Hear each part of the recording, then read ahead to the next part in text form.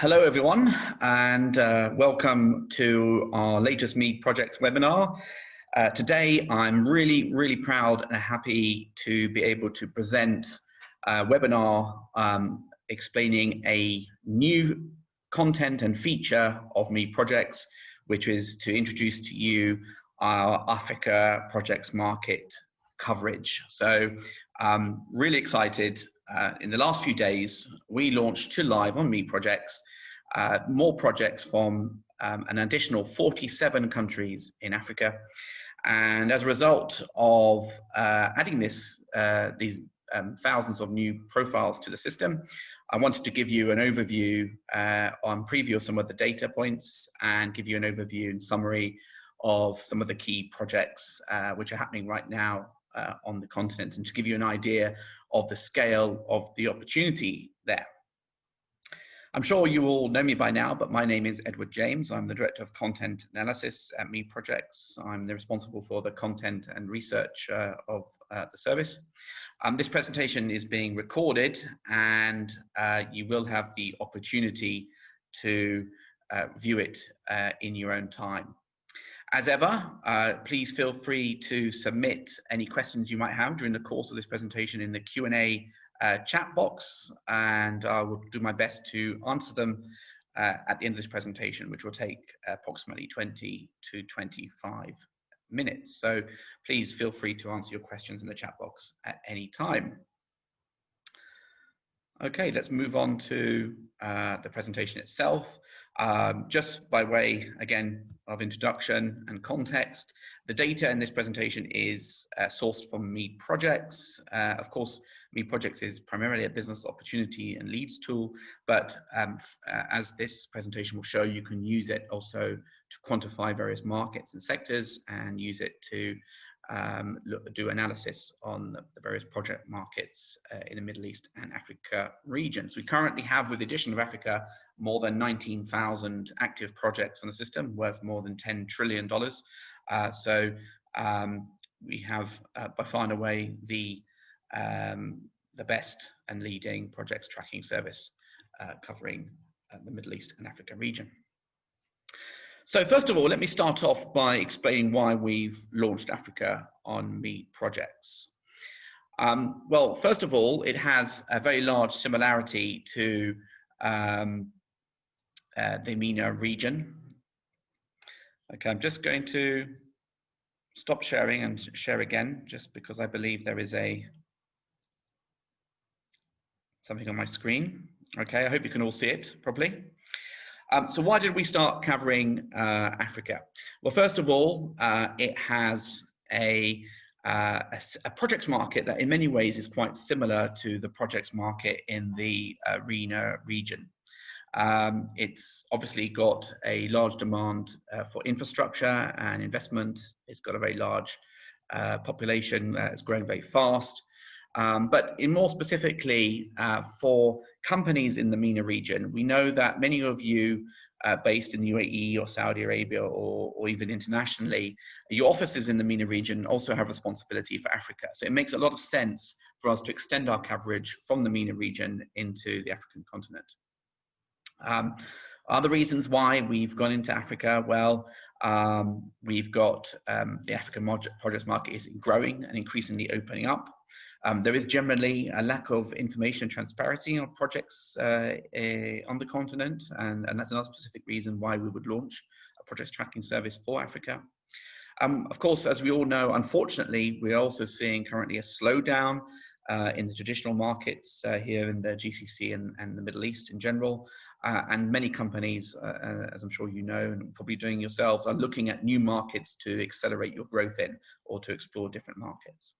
And, you know, I think it's also as a result of feedback from you and our customers in general have long been asking for us to expand into Africa due to a lack of quality information there and by other sources. And so we've responded to your requirements and needs and feedback by going into the Africa market. So that's why. Let's look at Africa as a continent in numbers, just to put some context into the projects market in the continent. Well, first of all, is 54 countries in Africa. So of course, while we're talking about Africa, we are talking about very diverse and large number of countries. And it may be unfair just to sort of lump everything into Africa. Really, we're talking about 54 very distinct countries, geographies, cultures and histories, languages, and so on, projects markets. So it's important to recognize that. We've got the desert Arab nations, largely desert in the north, like Egypt and Algeria. We've got the tropical islands like Seychelles, Mauritius, and so forth. We've got savanna type nations. We've got heavily rainforested nations. So we've got very, very different, diverse markets, 54 of them in total, ranging from very large population, large geographies like Democratic Republic of Congo to very small island nations, like I said, like the Comoros or Sao Tome. Now, the population of Africa is more than 1.3 billion people, and you've got 3 countries on the continent, Nigeria, Egypt, and Ethiopia, which each have populations of more than 100 million. And Nigeria has in excess of 180 million people. So some of the world's largest countries, as well as some of the world's largest cities. Cairo and Lagos are 2 of the world's fastest growing cities, huge metropolises. And indeed, if you look at some of the other big cities on the continent, showing some of the world's fastest demographic growth and exploding in terms of population and area. Going back to what I was speaking about the diversity of Africa, we've got more than 2,000 languages spoken on the continent. Yes, English, Arabic, Portuguese, French, of course, Swahili are all spoken in many countries, but in a more regional, local level, you have a large number of different local languages and dialects, more than 2,000 in total. As I mentioned, it's the world's fastest growing region, both in terms of population and economically. Currently, the GDP, which is growing fast, of Africa is $2.6 trillion. It grew by 3.7% in 2019 on average. Obviously, some countries far faster and higher than that, others a little slower. The GDP per capita is still quite low, but has a large room for growth. Just $1,970 per capita. So there's a long way to go for Africa in terms of development, and as a result, huge investment is required to reach its development goals. But look at this figure. I think this is quite astonishing. So we are at $2.6 trillion today in terms of nominal GDP in 2020. Over the next 30 years, GDP is expected to reach $29 trillion. So looking at 10 times growth in the size of the economy over the next 30 years. And as you may well know, of course, Africa has abundant natural resources. It's got 60% of the world's uncultivated arable land, 10% of global oil reserves, and just to take 2 of its 2 elements, 40% of its gold and 80% of its platinum reserves globally. Of course, there are many other minerals and elements that can be mined in Africa. Obviously, Morocco, for example, is the world's largest phosphate producer. And then when we're looking at projects in particular, there are more than 5,000 active projects totaling trillions of dollars. So let's look at the projects market as a whole. So this is, if you do have access to the Africa projects market, and I know a few customers have already signed up or pre-signed up before we went live earlier this week, you'll see on the homepage that we have hundreds and thousands of new projects added to the system. You'll be familiar with the homepage and the pins and the circles with the number of projects. Well, this gives you an idea of just how we've extended it geographically to Africa as well. So it gives you an idea of some of the larger projects markets like Nigeria here, more than 500 projects, Ghana, 250, Ivory Coast, 133 projects, Ethiopia, more than 250 projects, Kenya, Tanzania, nearly 1,000 projects each. Mozambique, Angola, South Africa, of course, and we've got the more familiar markets in North Africa, Egypt, Algeria, Morocco, etc. So you can see a large number of different countries, some with a large number of projects, some with slightly fewer, depending on the size of the country, its population, its economy. But as you can see, very diverse mix of projects across the continent geographically. So let's look at the size of the projects market in general historically in Africa. So if we're taking project programs and looking at the last decade, looking at the projects data that's now uploaded onto MEED Projects, we can see there's been close to $1 trillion worth of contracts, project programs awarded on the continent in the last decade. And you can see that it's been growing in recent years. And last year, close to $140 billion of awarded projects. So that compares quite neatly with the MENA region. It's a little smaller than the MENA region, but it is catching up fast, particularly now with COVID-19 and the general economic and projects market situation in the region. The Africa region offers a really exceptional opportunity, almost as large as the MENA region. I expect before long for the Africa projects market to overtake the MENA projects market in terms of size of opportunity and size of contracts awarded each year. So you can see that there's already a significant track record across the 54 markets in Africa. Now, in terms of markets by size, so there is quite a big variation between the top two markets. So we've got Egypt, second largest country in Africa in terms of population, close to $200 billion in the last 10 years. And we then got Nigeria, the largest economy in Africa, the largest population, $120 billion. Algeria, $50 billion, Mozambique, Ethiopia, Kenya, South Africa, Ghana, and so on. So again, it is true to say there are wide divergences between the size of projects markets in each market. Obviously, you've got some much larger countries than other, and that is also reflected in the size of each market. But each market is growing very rapidly, and every market has pretty much more than $10 billion of contracts awarded over the last decade. And it's clear to see that you've got some markets which are a little more active than others. You can already see there's a grouping of larger countries like Ethiopia, Mozambique, Kenya, Ghana, Nigeria, which are in what you might call a tier 1 size of projects market, compared with some of the other much smaller markets like Mauritius or Seychelles or Comoros, which obviously have much smaller populations and much smaller project demands and contract awards as a result. Okay. So we've seen the value of contracts awarded over time. What about the sector breakdown? So you can see here that actually the Middle East, the projects market in Africa is quite evenly proportioned and distributed across different sectors.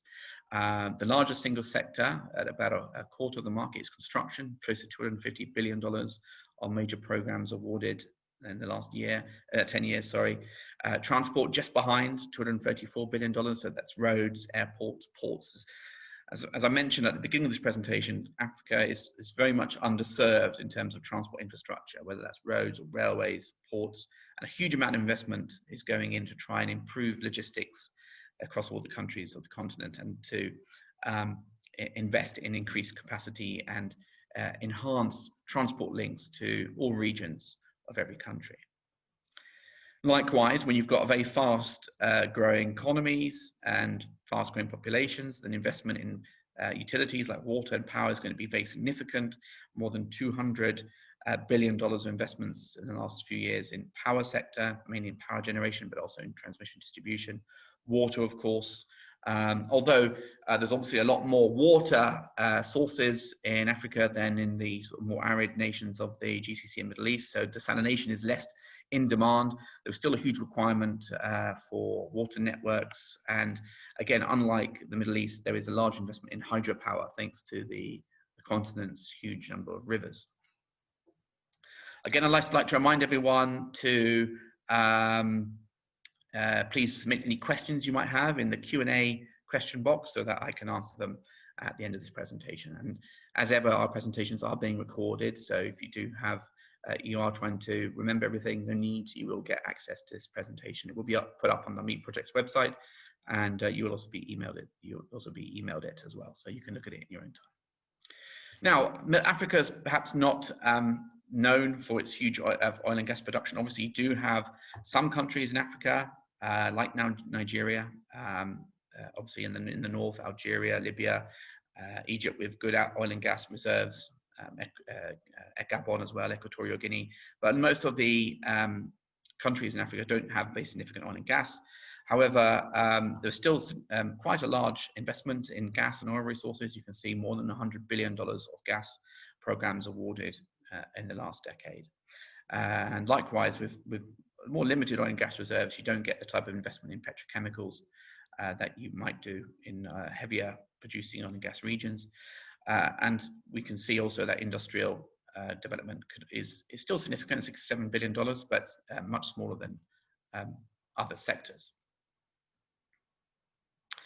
Okay, so let's turn some of that data into actual projects and what kind of projects that we've seen being awarded, and in terms of selection of projects over the recent years, just to give you an idea of and flavor of some of the big deals. And as you can see, there are some really enormous projects. You know, we're talking about power plants and hydroelectric plants with thousands of megawatts, up to a dozen gigawatts of power capacity. We're seeing NNG projects in Nigeria, large number of investments in modernizing or building new railway lines, port investments, as you can see here. Of course, affordable housing required for fast-growing population. We've got a very broad mix and quite a clean slate in terms of the number and type of projects required across the continent. As you can see here, a large different mix of sectors, large different mix of countries, and some very, very large projects indeed. A lot of which, of course, are supported by international development funds and banks. Some are done on a PPP basis using foreign direct investment. A lot of obviously Chinese investment as part of the Chinese Belt and Road Initiative, but also a lot of direct funding from other nations and of course from the governments themselves in each particular country. But I have to say, when I started researching the Africa market, I was obviously going in with quite an open mind. And what really surprised me and actually staggered me in a way was the sheer number of new projects coming to the market each week. The sheer number of tenders that we're seeing for very, very significant projects. You know, for someone who's been looking at the Middle East projects market for 20 years now, it really was an eye-opener to see the pace and breadth and spread of new projects, awards and new projects coming out to the market in Africa. I really didn't realize just how much activity there was going on the continent. And you know, it's been a learning process for me as well. And just to see just the sheer number of projects is really quite interesting. And it really is a fantastic and very long-term projects opportunity, I think. So just to give you an idea of this, you know, just in terms of what's been happening recently, just a quick glance of some of the news headlines or some of the major project developments. And we've really got, you know, some very, interesting, exciting projects just in the last couple of weeks alone. We've had 2 hydropower plant projects in Niger and Gabon, each worth more than 120 megawatts, awarded last week. We've got a contract for 2,500 affordable housing units in Zambia awarded to a Chinese contractor. We've got 2 contracts for water supply networks in Botswana also awarded last week. Similarly, AFCONS, which I believe is a part of Shapoji Pology, won a $420 million contract to build a new railway line in Ghana. The same week, there was a 3,500 ton a day waste energy plant EPC deal signed in the same country. You know, we're talking about size of projects. Well, you know, nothing comes much bigger than this. An 11,000 megawatt, $14 billion investment for hydropower and dam project on the Congo River in the DRC. You know, we've got foreign investors signed up for this, Spanish, German, and Chinese investors, and I'll talk about that more later on in this presentation. Just gives you a kind of an idea of the sort of scale, some of the large projects planned in the continent. In Tanzania, I've seen a tender recently issued by the Ministry of Transport for a new $1.4 billion railway line consultancy contract. Nigeria just allocated $3 billion for the reconstruction of the railway line. Mozambique Nng is going to be in the headlines for the next few years as Total builds the country's first energy export project. Huge, and I'll talk about that later on as well. Huge amount of investment going on there. And we also just seen recently, in the last few days, a groundbreaking on a new international terminal at Conakry Airport in Guinea. So just to give you an idea of some of the major developments just in the last few weeks alone, that I was quickly able to grab and highlight to you across different markets and different geographies. So what's driving investment in projects in Africa? And again, I think a lot of this is fairly similar to the Middle East 20 years ago in terms of what was, it has many resemblances, I think, into just as we're entering the boom in the GCC region. So just to give you an idea of what in my views and what's driving the market in Africa. So obviously you've got a massive demand for infrastructure investment in roads, in airports, in ports, railway lines, creating jobs, diversifying the economies and growing the economies. So that's clearly a major driver for investment in projects. It goes without saying. As you know, we've got fast-growing economies, as I mentioned earlier, 3.9% growth last year across the region as a whole. We've got the region forecast to grow tenfold over the next 30 years, from $2.6 trillion to nearly $30 trillion. So obviously, when you've got a fast-growing economy, you've got large investment in projects too. Likewise, a critical factor is very strong demographic and population growth. If you've got a very fast-growing population, you've got fast rising demand for power, for water, for housing, for social infrastructure like schools, hospitals, hotels, transport infrastructure, and so on. And that, if you look at places in the Middle East region, if you look at places like Egypt, for example, the boom in the projects market there is really driven by high demographic growth. And when you don't have that high demographic growth, you do see a kind of stalling in projects market growth. So the fact that the population in Africa is growing so strongly is in itself a major driver for projects. Now, I can't really talk about the Africa projects market without ignoring the Chinese investment into the region. The China Belt and Road Initiative is really has Africa as a primary focus. And it's true to say that a huge amount of investment and projects are being won by Chinese companies and contractors. That's not to say that there isn't other companies being involved, as we've seen large European investment in, say, Mozambique Nng, in the Inga 3 Dam, in road projects, for example, concessions in Ethiopia. But there is clearly a large amount of Chinese financing going into Africa, and that's of course driving a lot of the project demand and investment in projects. What else? Well, point 5, you can see that the government is increasingly opening up the economies of the region to FDI and attracting international investment and investing in projects in general. So that's obviously helping drive projects, accelerate them forward.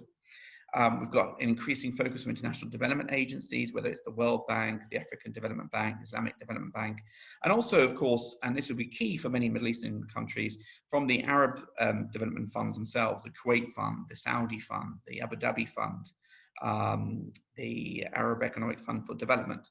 Obviously, a large number of these investments are coming from these agencies and into Africa, and on the back of them, a lot of Arab contractors and suppliers are winning work and forging into Africa. And then finally, as well, we've got a vastly improved geopolitical situation, much more stability, which makes it the countries of Africa much more ripe for investment and private sector investment. Now, of course, at the same time, there are always going to be challenges in any market, any part of the world, and liquidity and finance, of course, for projects in Africa is always going to be a challenge. Despite the amount of money that's going into the region, not all projects are going to be commercially viable. You do have an issue still with corruption, like in many parts of the world, and that although that's improving rapidly, there's still a problem in some markets. And then again, going back to my first comments, it's important to bear in mind that Africa is 54 very distinct geographies and market opportunities, many different languages, tender processes, procurement systems, and it's not possible to just target Africa as a whole. You're targeting specific markets, specific countries, and it's important to bear that in mind. You do need to focus on individual markets and countries because they are all very different. And while the Belt and Road Initiative is certainly propelling many projects forward and seeing a large amount of investment, it does mean that the market is being quite dominated to a certain extent by Chinese contractors and Chinese investments. At the same time, there is a kind of wariness from some of the major economies and governments in Africa of being too dependent on Chinese investment, and they are increasingly looking at other economies and investments from other nations to help offset some of this dominance from China. So let's look forward and look at the size of the market going forward. I'm sure many of you are interested in some of the future projects. And again, we've got just a selection of some extremely large projects moving forward, just to give you again an idea, again across many different markets, different sectors, some huge projects coming up over the next few years, whether it's in LNG, whether it's nuclear power plants. Mining sector is huge in Africa, as opposed to the GCC, where it's still quite small.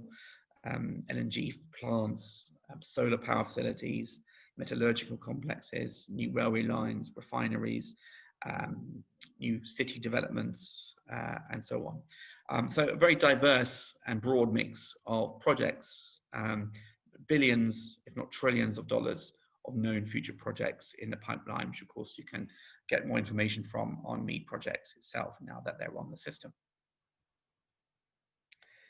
So we've got basically looking at the data now on MEED Projects, we've got a future pipeline well in excess of $1.7 trillion.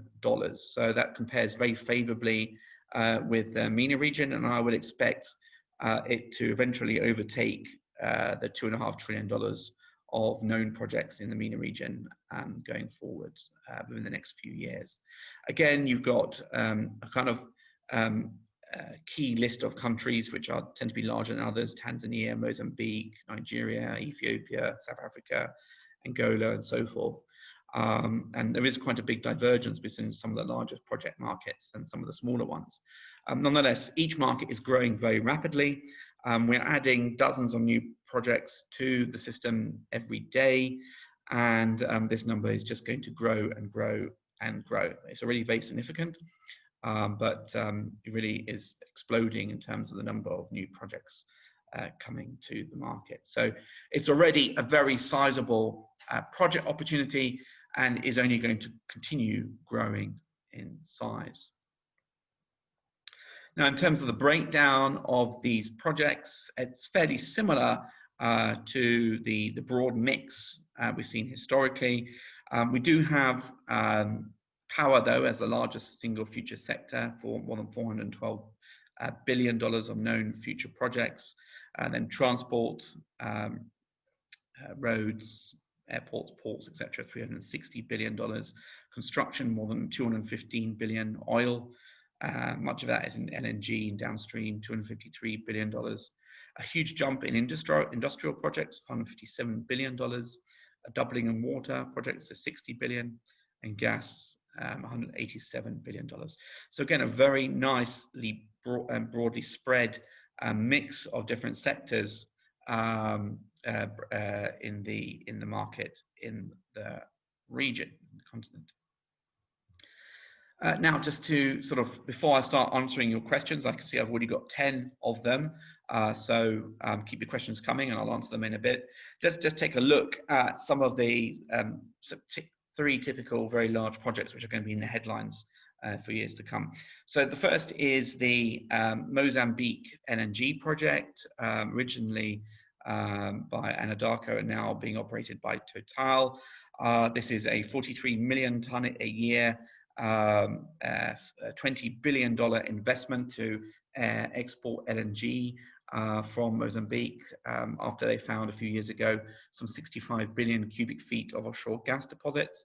So last year, Saipem, Edema and Chiyoda JV won a $6 billion EPC contract, and there are currently many sort of early works contracts out to bid, whether it's accommodation, camps, earthworks, and so forth, supply of vessels and so on. But there is a very significant project now ongoing in the north of Mozambique, and it's the the first of a new range of projects which are being implemented for the first time on the continent. So this is going to transform Mozambique. It's going to earn it very significant revenues, which in turn will be from when what project starts in 2024, which in turn will be reinvested back into the country and support additional projects going forward. Another very significant project on the construction side, which I'm sure many of you which will be aware of, is the new Ministry of Capital in Cairo, Egypt, to the east of Cairo. $45 billion project, new capital for the country to house some 6.5 million people. You'll have seen in recent weeks, new high-speed railway project awarded to serve it with the northern coast, new monorail also to serve it, a large number of high-rises and government buildings currently under construction on a fast-track basis, again with significant Chinese investment. But this is a really staggering project currently underway in Egypt, and really creating a boom-like conditions there. Now, of course, Egypt is an Arab state, sometimes classified as being within the Middle East region, certainly within the MENA region, and nonetheless is also part of Africa, and is a symbolic of the boom that's going on currently on the continent. And then another project, finally, just to whet your appetite, again, something that I spoke about earlier, which is a massive 11 gigawatt dam hydropower project called the Nng 3 hydropower dam project. We've got a lot of Chinese, German, and Spanish investors now on board for this as consortium, both as investors and contractors. It's still on the drawing board, but now with the consortium arranged and sorted out, we can expect hopefully the project to move forward. It is a third of its type in DRC, or first and second projects, much smaller in size, were developed in the 70s and 80s, but this will be radically transform the power sector in DRC, but also will be used as an exporting power to neighboring countries all the way down to South Africa. So again, will be very significant. And just these three projects that I've shown are just very large and obviously very significant and innovative for Africa. And just to give you a flavor of size and scale and ambition that is now being shown across the Africa projects market. So that I'll answer your questions now. So thank you very much for your attention today. I hope that gave you a bit of a brief insight and glimpse to the Africa projects market. If you are interested in gaining access to these 47 new countries that we added and 4,000 new projects that we added to the system, please speak to your account manager or read the email that we'll be sending you tomorrow about how you can access this content. So if you do want to trial or want to know more about Africa or want to see some of the projects there, do please speak to us, and we'll show you what we've got. But it is a very exciting opportunity. It has doubled the number of countries we're covering on MEED projects. We've increased the number of resources and researchers to cover Africa now, and we're really excited about the opportunity that this now represents. Please get in touch with us if you want to know more.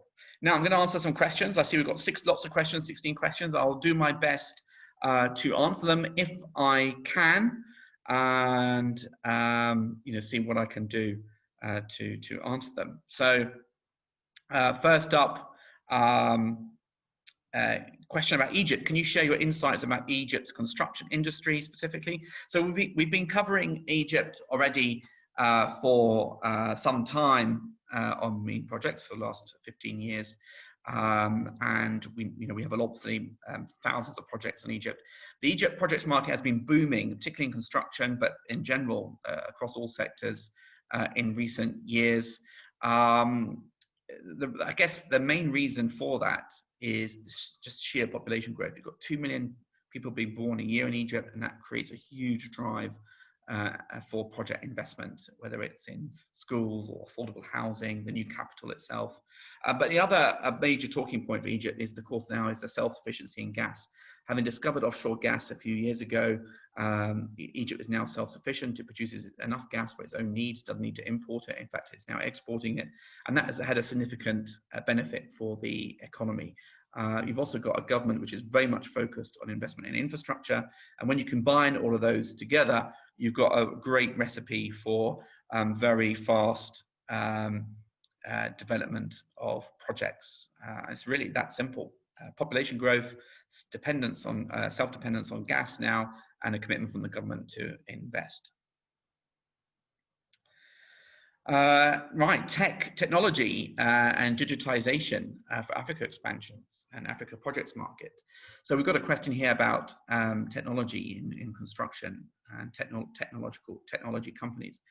So whenever you've got technical revolution in construction, like we're going through at the moment, whether it's BIM or drones or the Internet of Things or 3D printing and so forth, internet twins, in construction. When you've got a kind of fast-growing market that's coming from a fairly low base, or it's still developing fast, then sometimes you can skip some of the historical sort of trends and jump straight to the most innovative tech. And I fully expect that Africa is going to really come on board with embracing all these new technologies, and could well skip all the interim steps and go straight to the most innovative technologies used on construction, particularly for projects which are using international funds, which are at the forefront of project development. So I really do anticipate very widespread opportunities for tech companies. You've got a very tech-savvy population, fast-growing population that's embraced all the latest technologies. You've got spread of mobile technology across the continent. You've got a well-educated population that's eager to embrace technological development. A lot of SMEs growing fast in the region. And if you look at some of the success stories that have come out of the region, it's well primed for investment in technology, and technology companies will do particularly well, I think, in Africa. Right, a question here about financing. As the debt to GDP ratio has increased in the post-COVID world, how will banks manage the huge risks associated with project financing, such as payment currency and lending to projects? I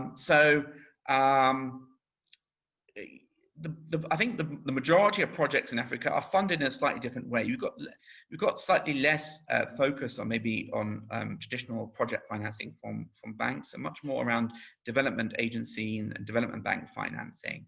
So that's funding directly from sovereign funds or from the World Bank, African Development Bank, and so forth, where it's not so much of a, there are risks, of course, and there is viability assessments and so on, but the kind of commercial risks that private sector banks face are not so prevalent. So that's a big boost for developing projects. You also, of course, have projects directly invested in by the Chinese and so forth, which is a big which again are a slightly different avenue for financing.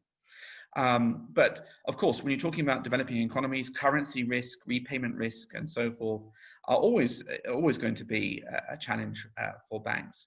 The solution, as with any financing agreements, is of course always to know your customer, look at the creditworthiness of the sovereign, understand the rules and regulations and legal frameworks, understand whether there are any sovereign guarantees and offtake agreements. But the large number of, say, for example, in power projects, which are now financed directly by the private sector with sovereign guarantees and with known offtake agreements in Africa, suggests that the banking sector is increasingly comfortable with the cost of financing and with the financing agreements.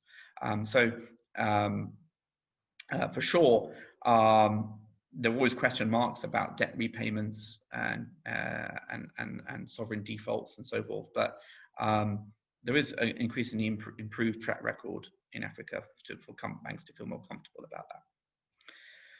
Right, this is a question I'm sure that comes up a lot when it comes to Africa, in that which is the ideal country to enter, being politically stable and good for growth? It's a really excellent question, and one which can't easily be answered. As we've seen, there are 54 countries in Africa, and you can't just say to any company, right, you need to target Africa, because Africa is 54 different nations and different markets, and you can't just target all of them. And it is you know, depending on your interest level, you know, your sector, what you're looking for, your risk appetite. Each market offers a very different opportunity and a level of attractiveness. It could be, for example, that you're interested in countries which have contracts and tenders in English, for example, rather than French or Portuguese. It could be that you're looking for an Arab nation to invest in. It could be you're looking at higher risk but greater return markets. It's very difficult to answer a question like this, but as we've seen from the data, the countries with the largest opportunities are the ones with the largest economies and larger populations. So Ghana, Ivory Coast, Nigeria, Ethiopia, Angola, Mozambique, Tanzania, and Kenya in Sub-Saharan Africa, and then of course Algeria, Morocco, and Egypt in North Africa. South Africa, of course, has a long track record of political stability and growth. So, you know, depending on your requirements, it's really an impossible question to answer. But these are some of the larger markets in Africa and offer good potential. But of course, you know, you'd have to do your homework and risk assessment to understand which one is the best for you. And it's not something that I can just say one market in particular. They all have their advantages and disadvantages. You would have to decide after doing your research what one you wish to target. From your research, can you indicate which countries in the region are considered least corrupt? I haven't done a corruption index analysis, but there are very useful indices from agencies like the World Bank, which do risk assessment index, which give a corruption rating. But it is true to say that there are a large number of countries in Africa which are making really excellent headroads in terms of corruption. One trend I do notice is the increasing transparency of procurement and tendering in general.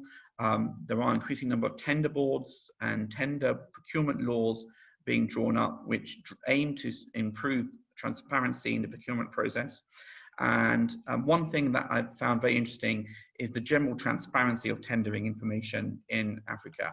There are a lot of tender boards in countries. There is a lot of public notices around not just the tendering itself, but the bidding prices and the companies which bid, which does provide a level of assurance to companies. It's also important to bear in mind that tenders or projects which are financed by international aid agencies or banks like the World Bank, like the IMF, or the African Development Bank, Islamic Development Bank, must, by their definition and as part of their financing agreements, must have a good deal of transparency in them, and must be publicly tendered and must go through the full transparent process. So projects which do have those kind of international financing agreements do tend to be quite transparent and open. And that might be something that you wish to focus on. Good question here. Based on the project budget, what is the minimum figure for a project to be captured on the MEED platform?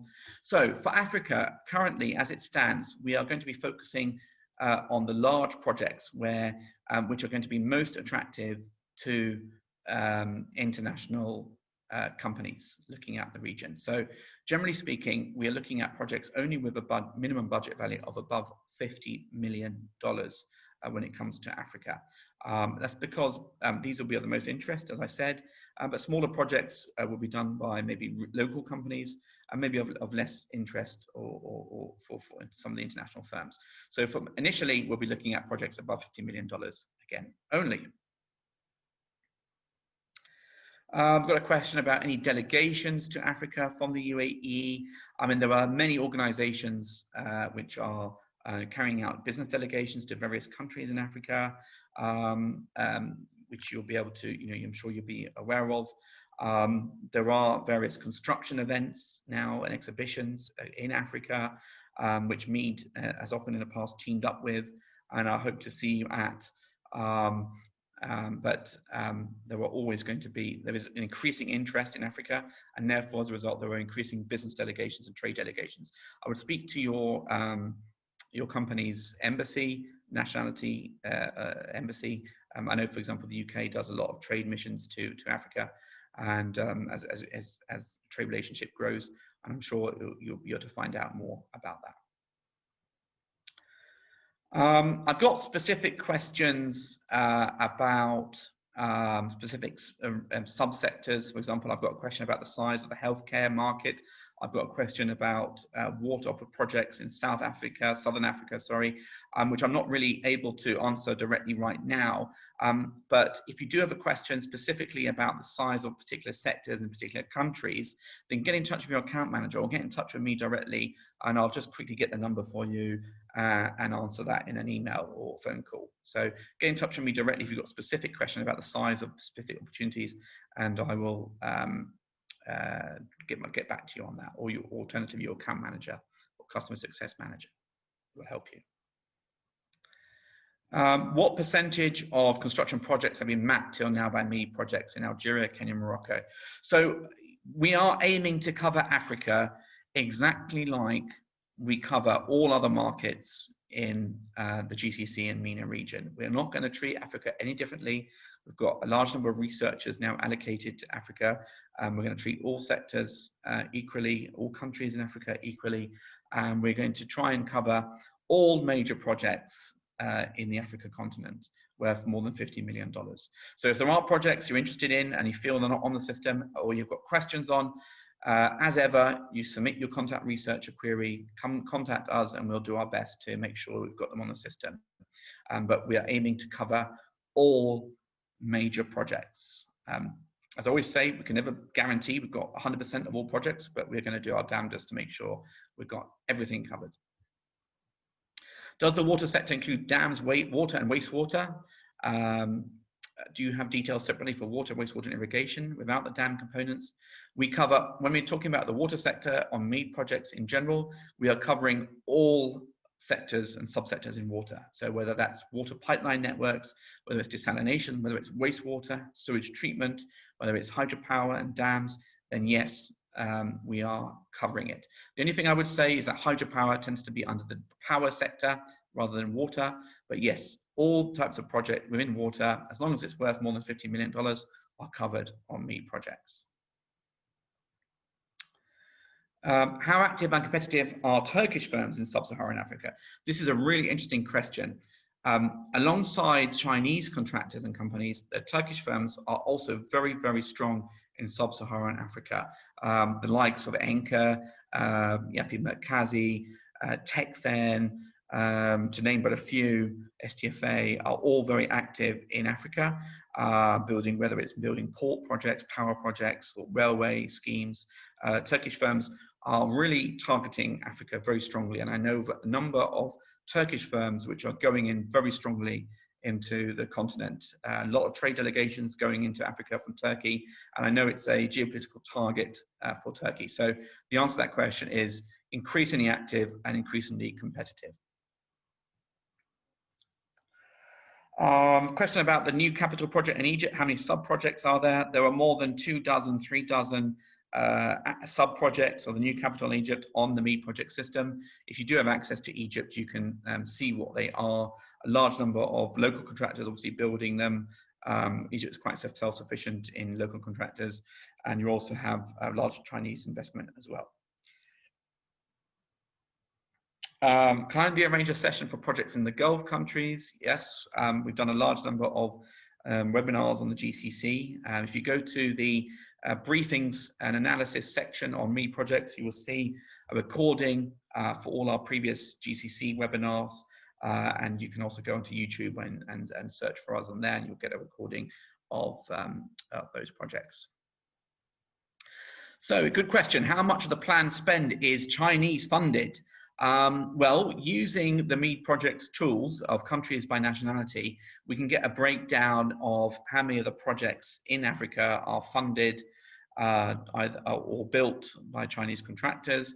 But it's a good percentage of projects. I don't have the number to hand, but a good percentage of all projects in Africa, depending on the country, of course, have Chinese participation.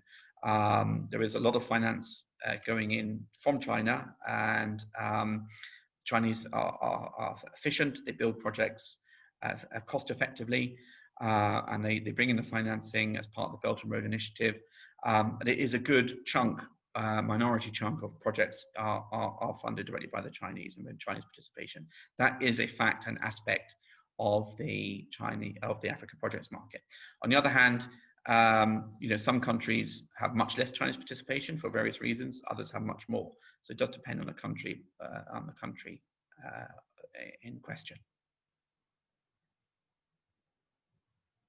What level of detail do you anticipate to be able to track, regularly update in the African market? So again, a very good question. So as I mentioned, we are going to cover Africa exactly like we're going to cover the GCC and MENA markets. So if you're satisfied and have an idea of how we cover projects in the MENA region, you'll get an idea of how we're going to cover projects in Africa. We've got our own in-house team for Africa. We're not outsourcing it. We've got our own linguists, French speakers, Portuguese speakers, for example, and Arabic speakers, of course, to track projects. I'm going to myself be responsible for covering Africa projects market, and I'm ruthless about quality, accuracy, and comprehensiveness of data. So we are going to make sure that all the relevant details, contact details, updates, timely updates, and information is going to be up as quickly as possible and to the same level of detail as every other market covered by MEED projects. We do recognize that Africa has been underserved generally over the years by other project tracking companies, and so this is one of the reasons why, along with customer demand, that we've gone into Africa. Question here about if you need a specific study for a country like Iraq or Nigeria. Good. I'm happy to say that MEED in general has a consultancy arm which can help with bespoke requests for in research information reports.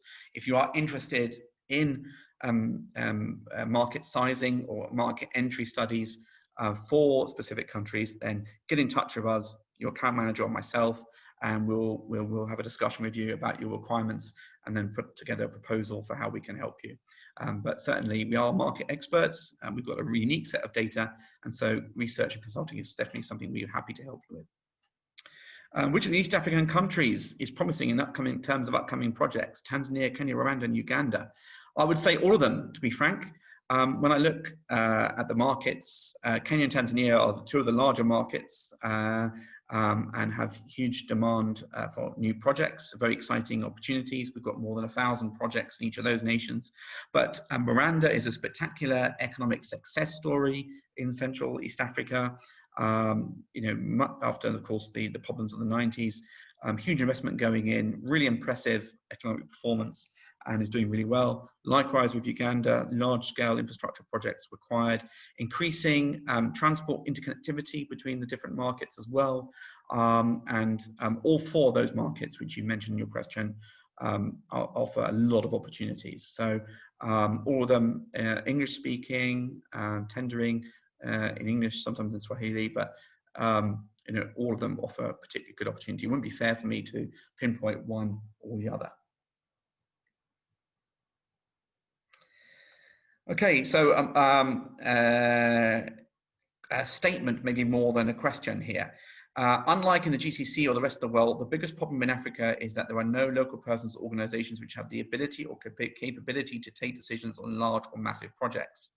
And there is corruption and misorganization in all the clients. So when you list the projects, we appreciate you maintain the list of decision makers, locations, company, and contact details. It is rising, but it comes with a lot of risks of doing business. Time is running out before the world stops thinking about them. Well, I thank you very much for that statement. I'm not sure if I completely agree with you. Yes, of course, development of projects in Africa, along with any other region of the world, comes with their own unique challenges. Corruption amongst them, but it's not unique to Africa. Decision making can be challenging. I've seen many countries in the Middle East which also have challenges around decision making and accountability on projects. However, I don't agree that the world is going to stop thinking about Africa. I think, if anything, the opposite. I think the sheer number of opportunities, the sheer opening up of the continent, and increasing investment in projects is actually going to create the alternative. And I think it's demonstrated by the more than 300 people we've had on here today, and the questions we've had. I think there's a huge amount of interest in Africa, and I think that interest is going to grow. Clearly, you know, you have to choose your country very successfully. You have to know your customer very carefully. You have to choose your projects carefully, and it's not always going to be easy, and there are going to be challenges. But I firmly believe it offers an exceptional opportunity, and quite a virgin opportunity in many respects. Any forecast on the Libyan conflict in terms of when it will be resolved? No, frankly speaking. I don't have the inside track on that. It could be something that unfortunately goes on for years. It could be something that was resolved faster. It is a shame, because Libya offers an exceptional opportunity, huge amount of oil and gas reserves, potentially extremely wealthy country for funding projects. At this moment in time, though, it is still very, very difficult. And I don't see a light at the end of the tunnel in the short term, but I think longer term we will hopefully see a solution to that. Right, thanks, Ed. Can you give a quick insight into what info you will learn once you pick a project? For example, is it limited to news about the project, EPC contractor details, tender information, etc.? Well, all the profiles in Africa, just like any other profile on the system, you get information about the scope of a project, the time frame, the budget, the owner, the contact details of the consultant and owners, the bidding contractors, the prices if possible, and all the latest news every couple of months on the project as it gets updated, prior to, in the study stage, in the design, feed stage, bidding stage, and then post completion as well. So we aim to treat all the projects in Africa just as we treat every other profile. You know, if you've got any questions about that, I want to see a demo of the profiles and MEED projects generally, then please reach out to us, speak to us, and we'd be more than happy to show you how it works and the information we've got. Japanese banks are active in GCC. They're also active in Africa. Can you please give some insights on the key commercial banks active in Africa? Okay, so just in a nutshell, as we're running out of time, if you look at, say, for example, the Cairo Metro, it's almost entirely funded by JICA, the Japanese investment agency, and therefore, you know, the big contracts are being undertaken by Japanese contractors. You know, JICA and JETRO and other Japanese investment agencies and funders are going to obviously support Japanese contractors, like, for example, Chiyoda on the Mozambique Nng Project. But it's not just limited to China. You've got the big export agencies, Exim Bank, the World Bank, IMF, Islamic Development Bank, African Development Bank, the Arab Fund for Development, the various KfW from Germany, for example, the French Development Agency, you name it. You've got almost all major development banks, development agencies are financing projects in Africa. And when you've got contractors from various nations in Africa, then you also have the banks from those countries also financing those projects. Good afternoon, everyone. Quick question. The data provided as a number of projects, these are projects that have already been appointed, correct? So there were two slides. We're looking at the projects. We're looking at historical projects already awarded, and we saw more than $900 billion of those in the last decade.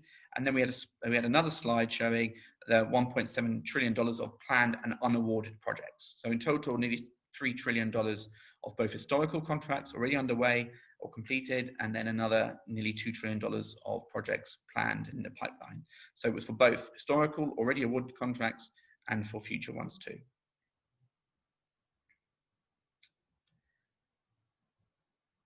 How do you think sub-consultants may benefit from MEED projects? The data shows projects already awarded. Well, MEED projects doesn't just show projects already awarded. Of course, we are tracking projects right from the early stage, from the study stage, all the way through to contract award to main contractor and to the the actual construction. Our focus is to try to identify projects way before the design consultant or is appointed, whether it's at the master planning stage or even before then, to track who the engineering consultant is, the architects, the feed contractor, and the various subcontracts. We are, of course, also seeing a large number of PPP projects in Africa, where the consultants will need to team up with the investors and the investors' contractors, lots of design build contractors, so already at that stage. But if there is a tender for consulting or engineering, then we will cover it and we will have that project on the system. So there are plenty of opportunities for consultants and sub-consultants. Okay, it's 2 o'clock now, so I'm running out of time. I'm sorry if I haven't answered all your questions. There is just one final question. Where can I get a copy of the PowerPoint shared? This PowerPoint will be put on, is recorded and will be put onto the MEED Projects website in the analysis tab menu, along with all the other reports and analysis that we do. It's recorded and we'll be put on YouTube, and we will also send you a link to this presentation in due course. You can also, of course, ask your account manager for the presentation. I'm sure they'll be more than happy to send it to you. If you have any other questions, you can reach out to your account manager or me directly. You've got my email address down below, so you can contact me directly. I'll be more than happy to have a discussion with you. And of course, finally, you can always visit our website, meedprojects.com. So I hope that's given you an overview of the projects market in Africa, giving you an idea of some of the opportunities and size of the opportunities and sectors in each country on the continent. I hope to hear from all of you soon. I hope you found it useful and insightful, and I look forward to our next webinar, which we'll fill you in on in the next few days and weeks. For now, however, thank you very much for your attention today. I hope you enjoyed it, and I look forward to speaking to you all soon. Thank you very much. Goodbye.